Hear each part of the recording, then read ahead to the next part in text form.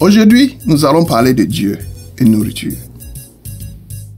Bienvenue à la montagne de feu, à la rencontre de l'homme spirituel.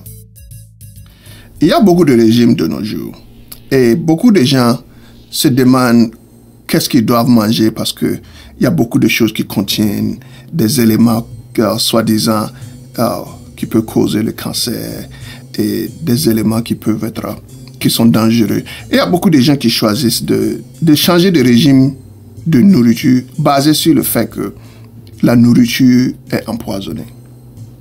Et je me suis mis à réfléchir dessus et Saint-Esprit m'a chargé de lire le livre de Matthieu, chapitre 15, versets 16 à 18. Et Jésus dit, « Vous aussi, êtes-vous encore sans intelligence? Ne comprenez-vous pas que tout ce qui entre dans la bouche va dans le ventre, puis est jeté dans les lieux secrets? Mais ce qui sort de la bouche vient du cœur, et c'est ce qui souille l'homme. » Dans ce passage, les apôtres de Jésus étaient en train de discuter, voyant ce qui peut souiller l'homme. Et Jésus-Christ les a dit qu'en fait, ce que vous mangez n'est pas actuellement ce qui vous souille.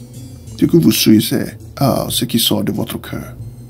Parce que ce que vous mangez est éliminé, vous partez dans les toilettes et puis vous l'éliminez. En d'autres termes, Jésus dit que ne vous souciez pas de la nourriture. Ne vous souciez pas de ce que vous allez manger. Dieu a créé toutes ces choses, Dieu peut vous en protéger. Et en fait, il est écrit aussi dans Marc, chapitre 16, verset 18. Ils saisiront des serpents, s'ils boivent quelques breuvages mortels, il ne leur ferait point de mal. Ils imposeront les mains aux malades et les malades seront guéris. Dans ce passage, Jésus était en train d'expliquer les signes qui suivront ceux qui auront cru. Dieu dit, si tu crois, tu vas boire des breuvages mortels et ça ne te fera point de mal. Cela revient en base sur en quoi est-ce que tu crois. Crois-tu que la nourriture que tu manges va te rendre malade? Ou crois-tu que Dieu peut te guérir, que Dieu peut te protéger? Parce que si nous voyons dans le monde, nous voyons que certaines personnes fument et ils n'ont pas de cancer de poumon ou cancer de la gorge. Pendant que d'autres vont fumer pendant quelques années et ils ont le cancer. Comment est-ce que nous pouvons l'expliquer? C'est parce que nous regardons la maladie comme étant quelque chose de physique.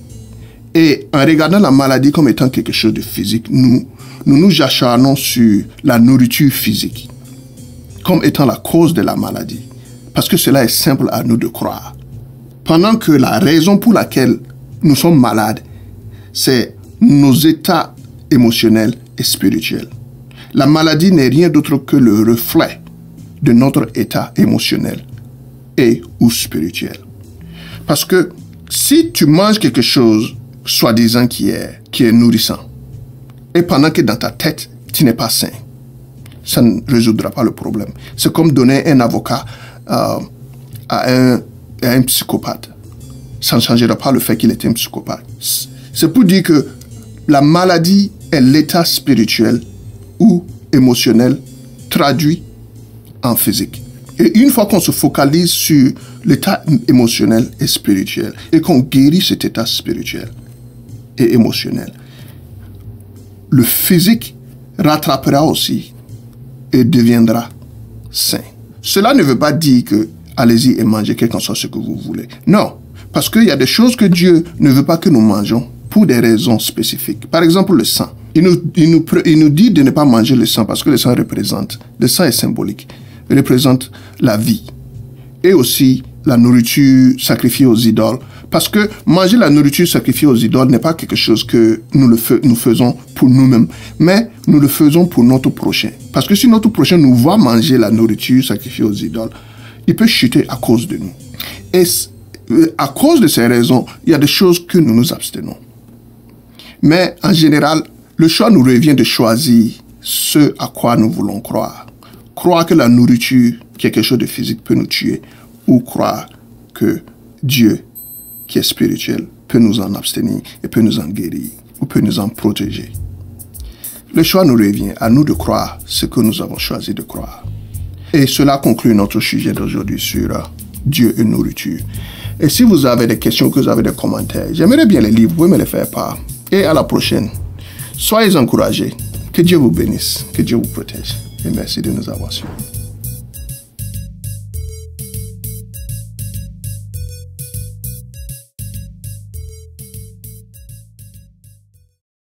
Est basé sur l'évangile de Jean, chapitre 3, verset 16.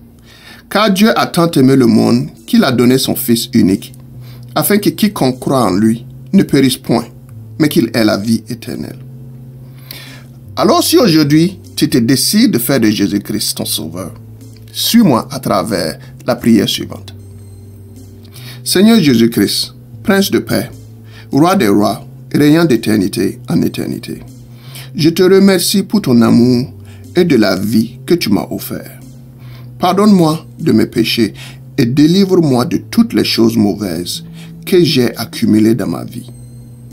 De retour, je pardonne tous ceux qui ont péché contre moi ou qui m'ont offensé d'une manière ou d'une autre. Comme il est écrit dans Romains chapitre 10, verset 9. Si tu confesses de ta bouche le Seigneur Jésus, et si tu crois dans ton cœur que Dieu l'a ressuscité des morts, tu seras sauvé. Aujourd'hui, je le confesse et je le crois, Seigneur, et je te remercie pour m'avoir sauvé. De même, je me résous aujourd'hui à te dire oui, de te suivre et de te servir en acceptant ton appel dans ma vie. Je ferai de toi mon sauveur et Seigneur, et je te suivrai volontiers tous les jours, et je me chargerai de ma croix, comme tu t'es chargé de la tienne. Seigneur, que ta volonté soit faite dans ma vie, dès à présent et à tout jamais. Je te remercie d'avance pour la fortification en toi vis-à-vis de ma croix, pendant que j'apprends à devenir comme toi. Seigneur, merci de m'avoir permis de m'approcher de toi tel que je suis, et merci davantage de faire de moi une créature nouvelle en toi. Sois loué, sois magnifié, sois glorifié et sois élevé. Et je scelle ma prière dans le précieux nom de Jésus-Christ. Amen. Cette prière est tirée du livret « Marche avec ton foyer vers Christ » par Pasteur Dijoni, disponible en téléchargement gratuit à notre site internet www.dwawa.net.